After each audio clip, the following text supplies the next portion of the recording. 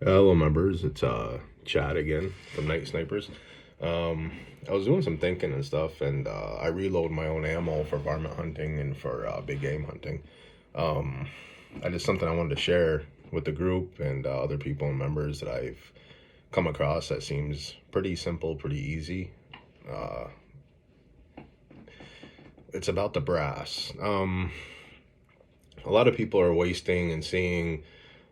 I was going through the same issue about cleaning your brass, sparkly clean, blah blah blah, so on and so forth. How I look at it is, I didn't really want to feel like dumping another. You figure, you get a sonic cleaner, depends on the tumbler or whatever route you take. You wet tumble it or you dry tumble it, whatever. Um, my main concern was reloading the brass after you've shot it. Okay, because of course we all know you get that little film of carbon build up in this, inside the brass, especially the brass neck.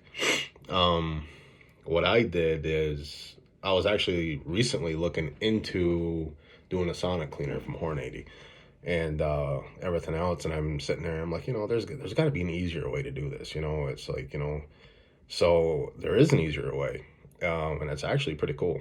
I think it works pretty good, and I mean it works just like the brass is brand new. It takes care of the reloading issue of putting your bullet of reloading your bullet back, you know what I mean, and everything else, putting the bullet into the neck. And a lot of times when you're taking your press, you're sitting there and you got that resistance. You're like, oof, so like, especially varmint bullets, they got a very, very thin jacket depending on the bullet that you're using. And you get that ring around it. You get that deep, like squished, pushed down, squinched in ring. And I've seen a lot of people, complain about it and wonder why. And it's because of that film that's built up inside your neck, even after one firing. So here's a very, very simple solution for all the reloaders out there, environment hunters, big game hunters, whoever.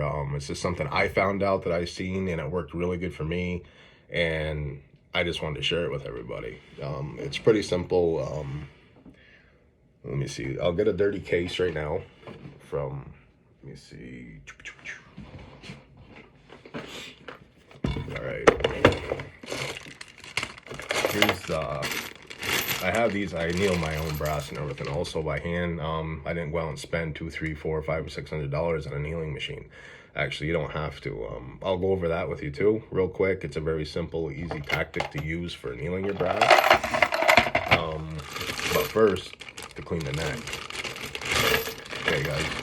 Let's see if I can. These have been fired once only. This is a 22-250. As you can see, the cap, the primer is still in it. I haven't done nothing to it. And you see, it's kind of. Let me see if you guys can see in there. Look, you see that film in there? You get that carbon film in there. Yeah, that little rascal there. They just like, and then you try to reload and try to push that bullet back down in there and you get some resistance. And she doesn't like sliding in easy. Sometimes you got to use a little bit of muscle to get it in there, which you shouldn't have to. It should slide right in like glass, So this is the tactic I use that I figured out that I think has worked pretty good.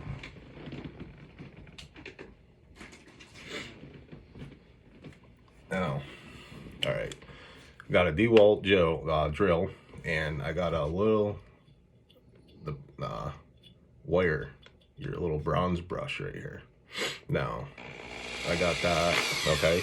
Now you see, I'll show you again the brass neck. Now, I'll show you how simple this is. You see your brass neck, like I said, I'll show you again. I mean, you can see that film in there pretty good, all right? Now, people will sit there, and I've tried just taking up the brush and scrubbing it in and out of there to get that out of there, and people, and everything else, but I have an OCD thing where I don't like to get my brass wet. All right, you get your brass wet, you can dry it, you can do this, you can do that, but you go to reload, you put your powder in it, and if you're not careful, you get some little bit of water pocket in there or something, you're just gonna, that whole load's gonna screw up. It's not gonna fly the way you want it. It's not gonna be as accurate because it's not gonna discharge, the powder charge you have in there, so it's gonna be off. So you got that nice coyote 300 to 350 yards, 400 yards. You got that nice buck standing in front of you. You got a nice bear standing in front of you. And you're like, all right, you pull that trigger, something messed up. Oh, man, what happened? People are blaming this, people are blaming that. You know, it's whatever. But to stop that, you know, this one less issue in the woods for hunting, this is an easier thing than going through all that process. So what I do is I take the just the piece, and I take the bronze brush is maybe one caliber larger than the 22-250. All right, so I'll take it. You have to excuse me. I've been injured and stuff years ago, so my left arm isn't as good as it used to be. My shoulder is really messed up, and so I'm kind of limited. So just bear with me.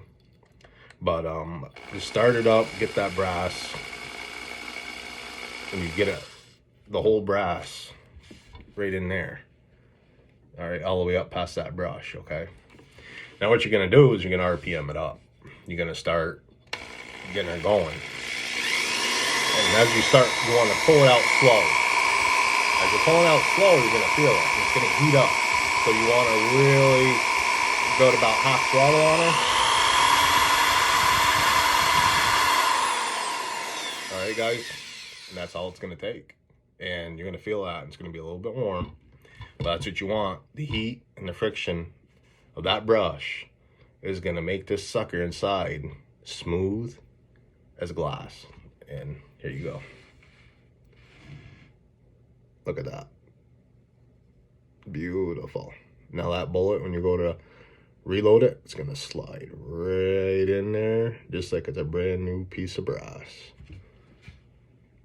And you see that little bit of silver and stuff like that, but that's just me because I anneal it. But I'm gonna give it one more shot. Sometimes you gotta do it a couple times to get, you know what I mean? And I think it kind of like polishes it, to be honest with you. I know, I like it. I loaded up probably 10 or 15 of them after I did it, and I mean, there was no effort at all to seat that bullet. That bullet went in just as smooth as butter.